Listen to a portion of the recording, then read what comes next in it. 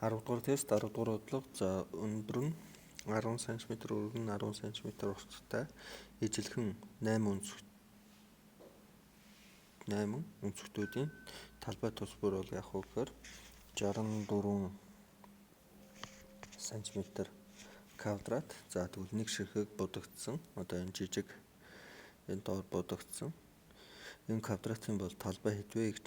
За тэгэхээр энэ үнийг бол ингээд зурчи 10 талтай байсан квадрат дотор гэсэн тэ 10 ийм квадрат дотор яг уу гэхээр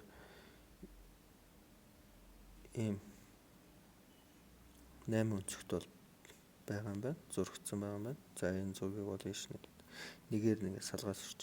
За тэгэх юм бол энэ хараар будагдсан энэ тэгш өнцгт дөрвөн ширхэг гурвалжин булангийн гурвалжныг бол ингээд салгаж аваад зүүх юм бол энэ нэг ширхэгийн квадрат бол үүсчихнэ.